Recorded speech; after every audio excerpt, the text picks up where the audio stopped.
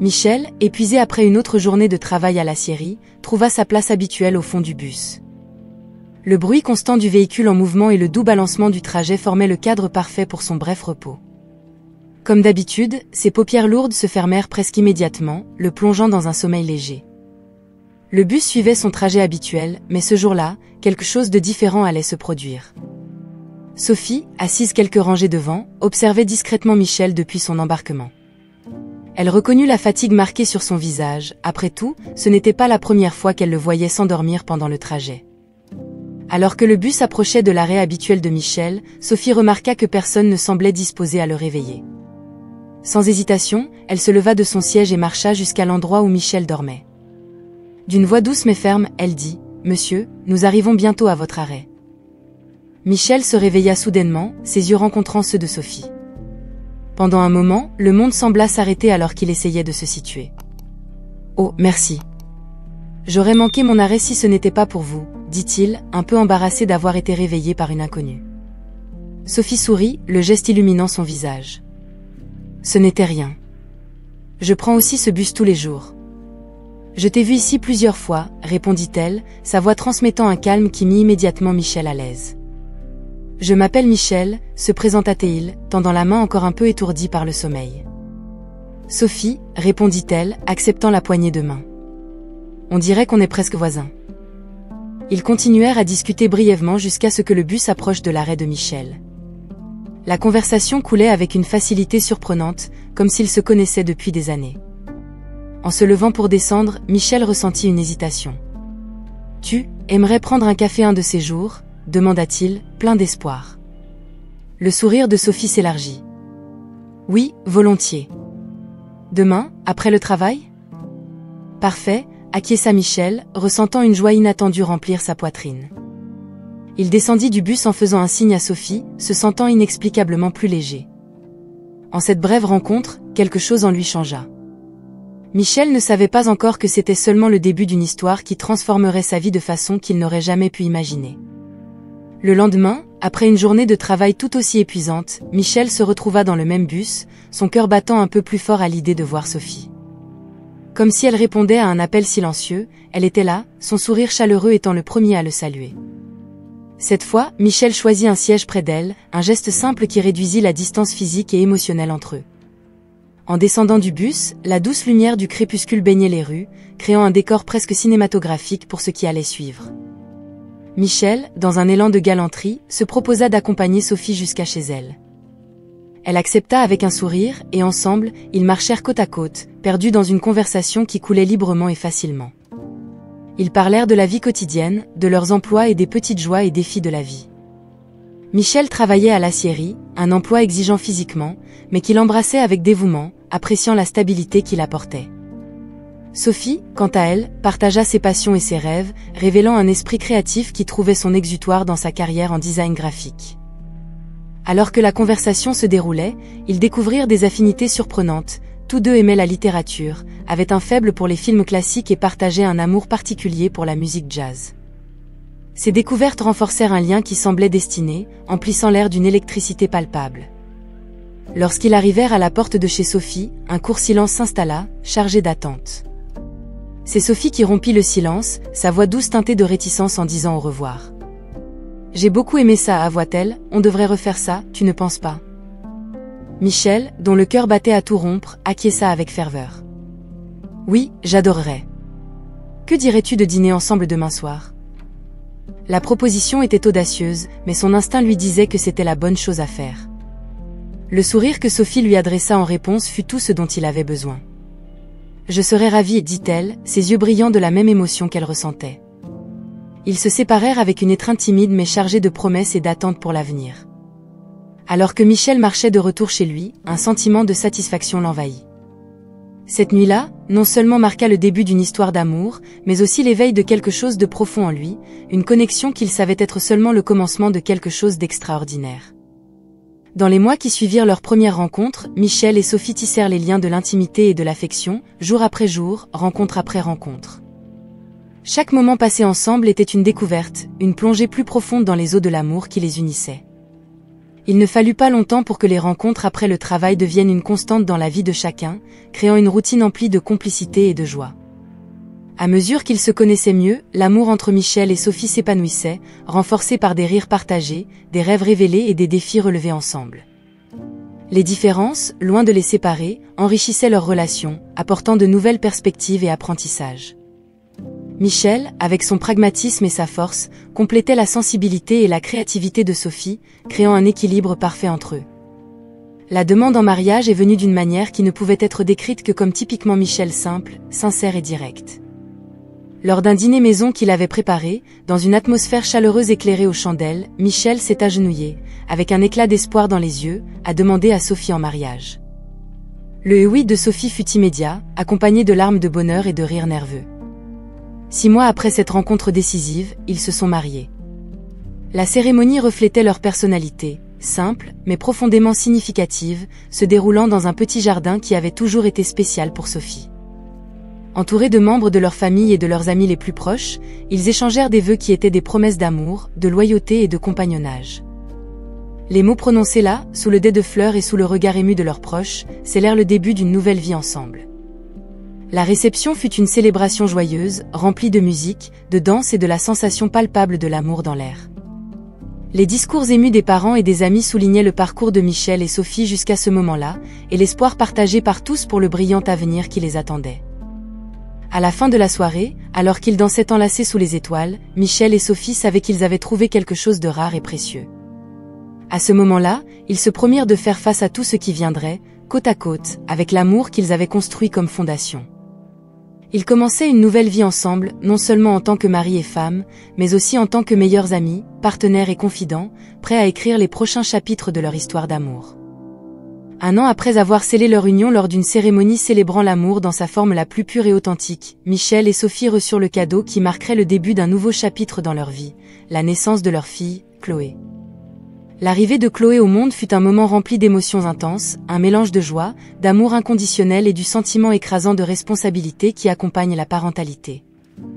La nuit où Chloé est née était calme, le ciel étoilé observant silencieusement tandis que Sophie, avec la force et le courage que Michel admirait toujours, mettait au monde la petite vie qu'ils attendaient tant. Au moment où Chloé poussa son premier cri, fort et plein de vie, une vague d'émotion submergea Michel. Lui, qui s'était toujours considéré comme un homme de peu de larmes, se retrouva à pleurer ouvertement, touché par la pure beauté du moment.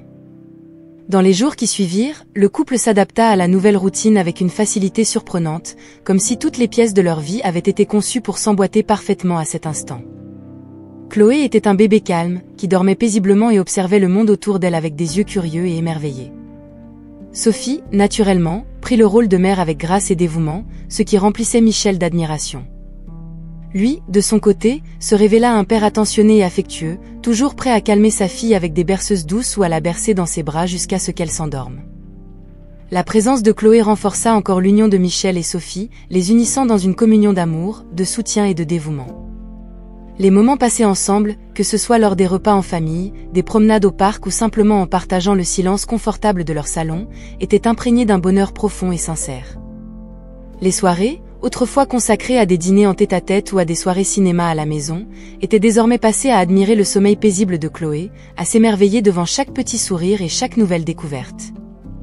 Michel et Sophie trouvèrent dans la parentalité une nouvelle dimension à leur amour, une source inépuisable de joie et une raison de plus pour apprécier chaque instant passé ensemble.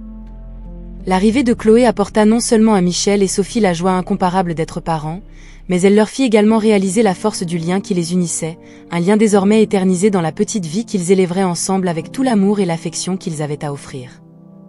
Alors que Chloé grandissait, devenant une enfant joyeuse et pleine de vie, une ombre subtile commença à s'insinuer dans la vie de la famille. Sophie, toujours la force sereine et constante de leur foyer, commença à montrer des signes d'une santé déclinante. Au début, il s'agissait simplement d'épisodes sporadiques de toux et de fatigue, facilement balayés comme des rhumes passagers ou la fatigue naturelle de s'occuper d'une jeune famille. Cependant, avec le temps, ces symptômes devinrent plus fréquents et sévères, impossibles à ignorer. Michel observait avec une inquiétude croissante tandis que Sophie luttait pour maintenir sa routine habituelle, refusant d'admettre que quelque chose n'allait sérieusement pas. Elle minimisait ses difficultés, insistant sur le fait qu'elles étaient simplement les conséquences du rythme effréné de la vie moderne et des responsabilités d'être mère. Sophie était le genre de personne qui mettait les besoins des autres avant les siens, une qualité que Michel admirait toujours, mais qui maintenant le rendait anxieux. La détermination de Sophie à ne pas ralentir, malgré les signes évidents de sa maladie, commençait à lui coûter cher. Il y avait des moments où elle avait du mal à respirer après avoir fait des activités simples, comme jouer avec Chloé ou monter les escaliers de la maison. Michel tentait, avec délicatesse, d'aborder le sujet, suggérant qu'il consulte un médecin pour quelques examens. « Sophie, je suis inquiet pour toi. Cette toux ne semble pas normale, et tu as l'air fatiguée tout le temps, disait-il, essayant de cacher l'anxiété dans sa voix. Sophie, cependant, trouvait toujours un moyen de détourner la conversation ou promettait de prendre rendez-vous chez le médecin et bientôt. Mais ce bientôt n'arrivait jamais. « Michel, ce n'est rien, répondait-elle, forçant un sourire. J'ai juste besoin de me reposer un peu plus, ça passera bientôt. Je ne veux pas que tu t'inquiètes. » Cette dynamique a continué pendant des mois, jusqu'à ce que les épisodes de manque d'air de Sophie deviennent impossibles à ignorer.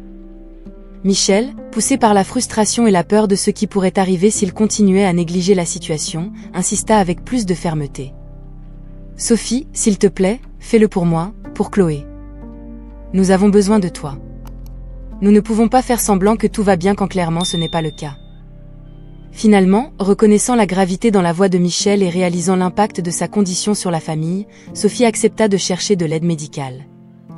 Cependant, cette décision est venue trop tard pour éviter les complications qui suivraient, déclenchant une série d'événements qui mettraient à l'épreuve la force et la résilience de leur famille de façon qu'ils n'avaient jamais imaginée. Malgré la réticence initiale de Sophie à chercher de l'aide médicale, sa condition s'est rapidement détériorée, rendant impossible d'ignorer la gravité de sa maladie.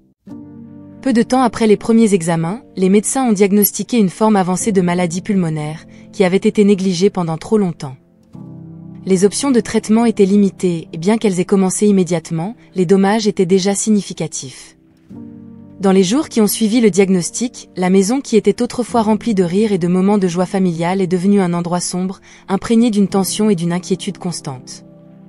Michel partageait son temps entre l'hôpital, où Sophie était maintenant en soins intensifs, et sa maison, essayant de maintenir une apparence de normalité pour Chloé, qui ne pouvait pas comprendre pleinement ce qui se passait avec sa mère. La situation de Sophie s'est rapidement détériorée, et, dans un développement tragique, elle est tombée dans le coma. Michel passait des heures à côté de son lit, tenant sa main froide, chuchotant des mots d'amour et d'encouragement, sachant au fond de lui qu'elle ne pourrait peut-être pas l'entendre. Chloé, avec l'innocence de ces quelques années, demandait souvent quand sa mère reviendrait à la maison, une question qui brisait le cœur de Michel à chaque fois qu'elle était posée. Alors, dans un matin gris qui semblait présager le ton sombre des événements à venir, Sophie est décédée, laissant Michel et Chloé plongés dans un abîme de douleur et de désolation. La nouvelle a été livrée par un médecin avec une expression de tristesse, des mots soigneusement choisis qui, cependant, semblaient être un écho lointain pour Michel, incapable de comprendre pleinement la réalité selon laquelle Sophie, sa bien-aimée épouse, était partie. Dans les jours et les semaines qui ont suivi, Michel s'est retrouvé naviguant à travers un océan de deuil et de responsabilité.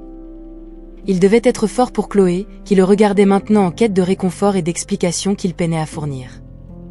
Il s'est promis à lui-même et à la mémoire de Sophie qu'il ferait tout pour assurer le bien-être de sa fille, même si cela signifiait affronter le monde seul. La perte de Sophie a laissé un vide immense dans la vie de Michel et de Chloé, un vide qui semblait impossible à combler. Cependant, au milieu de la douleur, Michel a trouvé une détermination renouvelée, poussé par l'amour qu'il ressentait pour sa fille et par la promesse silencieuse qu'il avait faite à Sophie. Il se consacrerait à élever Chloé de la meilleure manière possible, honorant la mémoire de sa mère à chaque étape du chemin, même si cela signifiait apprendre à vivre à nouveau dans un monde qui, sans Sophie, semblait méconnaissable. Des années après la perte douloureuse de Sophie, la vie de Michel et de Chloé, bien que toujours marquée par son absence, a commencé à trouver un nouveau rythme. Michel s'est plongé dans le travail et la paternité, se consacrant entièrement au bien-être de sa fille. Chloé, quant à elle, grandissait comme une enfant curieuse et joyeuse, malgré l'ombre de la perte qui planait sur son enfance. Au milieu de la routine des soins et des responsabilités, un acte spontané de gentillesse allait redéfinir le cours de leur vie de manière inattendue. Un après-midi ordinaire en rentrant à la maison, après avoir récupéré Chloé à l'école, Michel se retrouva dans un bus bondé, une scène familière dans la frénésie du quotidien. Parmi les passagers, un garçon maigre, aux yeux affamés et aux vêtements usés, attira son attention. Le garçon, qui semblait avoir 8 ou 9 ans, se déplaçait timidement entre les gens, les yeux baissés, mais lançant parfois des regards anxieux vers les passagers. L'instinct paternel de Michel, aiguisé par la présence constante de Chloé à ses côtés, le poussa à observer le garçon avec un mélange de préoccupation et de curiosité. Lorsque leurs regards se croisèrent, le garçon s'approcha, hésitant, et avec une voix à peine dissimulée par l'embarras, il dit « Monsieur, pourriez-vous me donner un peu d'argent ? J'ai très faim. » La simplicité de la demande, l'honnêteté brute dans la voix du garçon, toucha profondément Michel.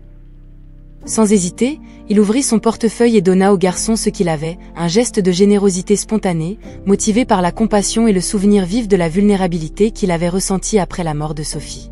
« Merci, monsieur.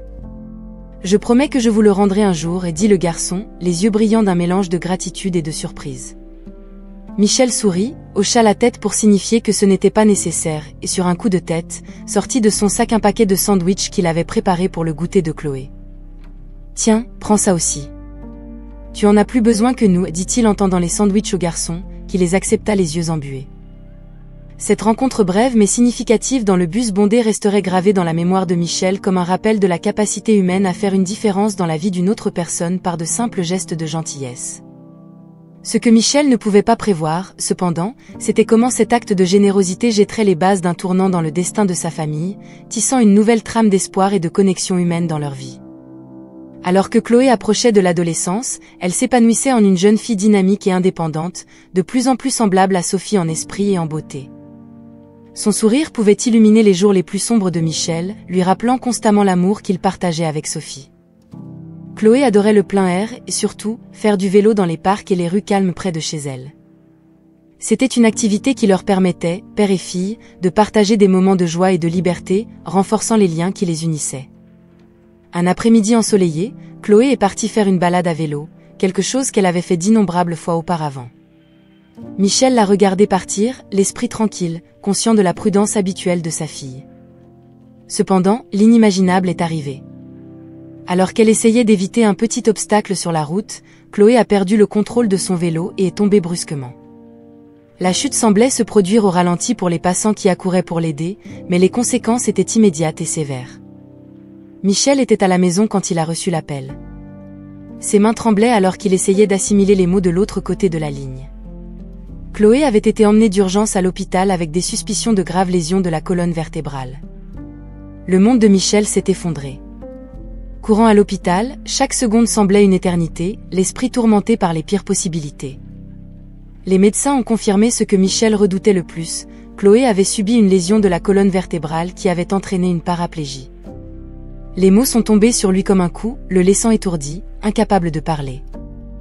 La vision de Chloé, si pleine de vie et maintenant confinée à un lit d'hôpital, était plus que ce qu'il pouvait supporter. Il se demandait comment il pourrait la protéger de la douleur, comment il pourrait promettre un avenir qui semblait si brutalement altéré. Dans les jours qui ont suivi, Michel est resté aux côtés de Chloé, lui tenant la main, essayant d'offrir du réconfort à travers sa propre désolation. La détermination de Chloé à affronter sa nouvelle réalité avec courage inspirait Michel, mais la perspective de ne pas pouvoir l'aider à retrouver sa mobilité était un fardeau trop lourd à porter. Il se trouvait consumé par le désespoir, luttant pour trouver ne serait-ce qu'un peu d'espoir au milieu des ténèbres. Michel s'est consacré à rechercher toutes les options de traitement possibles, s'accrochant à la plus petite chance que Chloé puisse retrouver l'usage de ses jambes. Cependant, les réalités financières et les limites de la médecine dressaient un tableau sombre. Chaque consultation médicale, chaque nouveau spécialiste, ne faisait que renforcer la dure vérité. Les chances de guérison étaient minces et le coût des traitements potentiellement efficaces était hors de leur portée. En ce moment de désespoir, Michel s'est promis qu'il ferait tout pour aider Chloé, pour lui donner la possibilité de vivre une vie pleine malgré les obstacles. Cet engagement est devenu sa mission, un objectif qui guiderait ses actions dans les jours difficiles à venir. À la suite de l'accident qui a bouleversé la vie de Chloé, Michel s'est retrouvé confronté à un défi colossal. La paraplégie de sa fille exigeait non seulement des ajustements majeurs dans leur mode de vie et à la maison pour s'adapter à sa nouvelle réalité, mais posait également la question accablante des coûts associés aux traitements spécialisés qui pourraient offrir à Chloé une chance de retrouver une certaine mobilité. Déterminé à offrir à sa fille toutes les opportunités possibles de rééducation, Michel s'est lancé dans une bataille contre les difficultés financières qui se dressaient devant lui. Avec la résilience forgée dans les jours sombres qui ont suivi la perte de Sophie, Michel a assumé une charge de travail encore plus lourde. Son emploi à l'aciérie, déjà exigeant par nature, n'était que le point de départ. Dans les moments où il n'était pas au travail ou ne s'occupait pas de Chloé, Michel cherchait des petits boulots supplémentaires, tout ce qui pourrait rapporter un peu plus d'argent à la maison. Les nuits étaient courtes et agitées, consacrées à la recherche de fondations et d'organisations caritatives pouvant offrir un soutien financier ou médical. Malgré la fatigue qui semblait pénétrer chaque fibre de son être, Michel restait motivé par un seul objectif, la guérison de Chloé. Il est devenu un habitué des forums en ligne sur les lésions de la colonne vertébrale, apprenant tout ce qu'il pouvait sur les dernières recherches et traitements disponibles. Chaque histoire de succès qu'il lisait alimentait la flamme d'espoir qui refusait de s'éteindre, même dans les moments les plus sombres. Cependant, au fil des mois, la réalité des limitations financières de Michel devenait de plus en plus évidente. Les coûts des traitements et des éventuelles chirurgies étaient astronomiques, bien au-delà de ce qu'il pourrait espérer réunir, même avec tous ces efforts supplémentaires. Les refus d'aide de plusieurs organisations, en raison de la forte demande ou de critères stricts, ne faisaient qu'aggraver le sentiment d'impuissance qui commençait à s'installer. La communauté autour d'eux, touchée par la situation de la famille, a organisé quelques initiatives de collecte de fonds, qui ont aidé, mais étaient toujours insuffisantes pour couvrir tous les coûts impliqués. Michel remerciait chaque contribution, chaque geste de soutien, avec un cœur lourd de gratitude et de douleur en voyant sa lutte si loin d'être terminée. Au milieu de cette bataille incessante, le lien entre Michel et Chloé est devenu encore plus fort. Il admirait la résilience et l'optimisme de sa fille, même face à des défis que peu d'adultes pourraient affronter. Chloé, de son côté, voyait en son père un héros, quelqu'un qui luttait contre des géants pour elle, même lorsque les chances semblaient minces. Michel, dans le silence de ses rares moments de repos, se permettait de rêver d'un avenir où Chloé pourrait marcher à nouveau, où les rires et les courses en plein air ne seraient pas seulement des souvenirs lointains. C'était cette vision, même si parfois elle semblait être une fantaisie, qui le poussait à continuer, à ne jamais abandonner, quelle que soit l'adversité. Alors que les jours passaient, de plus en plus lourds sous le fardeau des soucis financiers et de la lutte pour trouver un traitement viable pour Chloé, Michel sentait le poids du désespoir commencer à s'installer. Il y avait des moments où, en regardant Chloé dormir, la réalité de sa situation le frappait durement, le laissant se demander s'il serait un jour capable de donner à sa fille la vie qu'elle méritait. Fut lors d'un de ces moments où la lueur d'espoir semblait vaciller que l'inattendu se produisit, changeant le cours de leur vie de manière irréversible. Par une après-midi ordinaire où le ciel chargé semblait refléter l'état d'esprit de Michel, un coup à la porte interrompit le silence de ses pensées. En ouvrant, il se retrouva face à un jeune homme au visage étrangement familier, bien qu'il ne puisse immédiatement le replacer dans son contexte. Le visiteur, avec une assurance et une posture empreinte de succès, se présenta avec un sourire chaleureux. « Bonsoir, monsieur. Je m'appelle Antoine. Vous ne vous souvenez probablement pas de moi, mais il y a de nombreuses années, dans un bus, vous m'avez donné quelque chose de plus précieux que de l'argent. Vous m'avez donné de l'espoir. » Les mots d'Antoine firent voyager Michel dans le temps, jusqu'à la rencontre fortuite avec un enfant affamé qui l'avait aidé sans hésiter. Le souvenir, si vivide à présent, suscita en lui un mélange de surprise et de curiosité. Comment ce garçon, désormais devenu un homme accompli, l'avait-il retrouvé? Antoine continua, expliquant comment ce geste de bonté de la part de Michel avait été un tournant dans sa vie, l'inspirant à surmonter les obstacles et à bâtir un avenir meilleur. Il était devenu entrepreneur, propriétaire d'une start-up prospère dans le secteur de la technologie, mais n'avait jamais oublié sa dette de gratitude envers Michel. Apprenant les défis auxquels Michel et Chloé étaient confrontés, Antoine savait qu'il était temps de rendre l'appareil. Avec une sincérité touchante, il offrit de couvrir intégralement les frais du traitement de Chloé, sans rien attendre en retour, sinon la chance de faire la différence dans la vie de quelqu'un, comme Michel l'avait fait pour lui. Michel, étourdi par la générosité inattendue et par les retrouvailles improbables, peinait à trouver les mots. L'émotion l'empêchait de parler, son esprit tentant encore d'assimiler le bouleversement que la visite d'Antoine représentait. Devant lui se trouvait la réponse à ses prières silencieuses, la manifestation d'un miracle qu'il n'avait osé espérer. L'offre d'Antoine n'était pas seulement un geste d'une générosité inestimable, c'était un signe que, même dans les moments les plus sombres, la bonté humaine peut éclairer des chemins jusque-là invisibles. Pour Michel, c'était la promesse d'un nouveau départ pour Chloé, la possibilité de voir sa fille surmonter les obstacles imposés par la vie, guidée par le même espoir qu'il avait, sans le savoir, semé dans le cœur d'un jeune garçon, des années auparavant, dans un bus bondé. Avec l'intervention miraculeuse d'Antoine, les portes d'un nouveau chapitre dans la vie de Chloé s'ouvrirent. La chirurgie, une procédure complexe et délicate, fut programmée. La tension précédant le jour était palpable, un mélange d'espoir et de peur enveloppant Michel et Chloé, désormais soutenus par la force calme et l'optimisme d'Antoine. Lorsque Chloé fut enfin conduite au bloc opératoire, Michel sentit la main d'Antoine sur son épaule, un geste de soutien qui lui apporta du réconfort au milieu de l'anxiété. L'opération fut un succès. Les premiers mots du chirurgien en sortant de la salle d'opération allumèrent une lumière de joie et de soulagement dans le cœur de Michel, des émotions qu'il n'avait pas ressenties avec une telle intensité depuis longtemps. Chloé aurait un long chemin de récupération et de rééducation à parcourir, mais la possibilité de retrouver l'usage de ses jambes, qui semblait autrefois être un rêve lointain, devenait maintenant une réalité tangible. Durant les mois de convalescence, Antoine est devenu une présence constante dans la vie de Chloé et Michel. Sa générosité s'étendait au-delà du soutien financier pour la chirurgie, se montrant un ami et un allié dans les moments difficiles. Avec Antoine, Chloé trouvait non seulement un bienfaiteur, mais aussi un compagnon qui partageait ses rires, encourageait ses progrès et la soutenait dans ses moments de frustration. Alors que Chloé progressait dans sa convalescence, une connexion profonde et inattendue s'épanouissait entre elle et Antoine. Pendant les longues heures de physiothérapie, dans les discussions sur l'avenir et dans les moments de joie partagés pour chaque petite victoire, il découvrait en l'autre une affinité qui dépassait la simple gratitude. L'amour, avec sa capacité à surgir dans les endroits les plus inattendus, s'enracinait doucement dans leur cœur. Michel observait la proximité croissante entre Chloé et Antoine avec un mélange de surprise et de gratitude. L'homme qui était entré dans leur vie comme un sauveur inattendu était maintenant en train de devenir partie intégrante de la famille d'une manière que Michel n'aurait jamais pu imaginer. Voir Chloé retrouver le bonheur, non seulement dans la récupération de sa mobilité mais aussi dans l'amour qu'elle partageait avec Antoine, était un cadeau qui apportait à Michel une paix qu'il pensait avoir perdue pour toujours. Le parcours de rétablissement de Chloé a culminé au moment où elle a fait ses premiers pas seule, un jalon qui symbolisait non seulement la surmonte physique, mais aussi le début d'une nouvelle phase dans sa vie. Antoine était à ses côtés, tenant sa main avec la promesse silencieuse d'être là pour chaque pas à venir. L'amour entre Chloé et Antoine, né dans des circonstances si extraordinaires, a uni la famille d'une manière inattendue, apportant à Michel une sensation de complétude et de bonheur qu'il pensait avoir perdu pour toujours.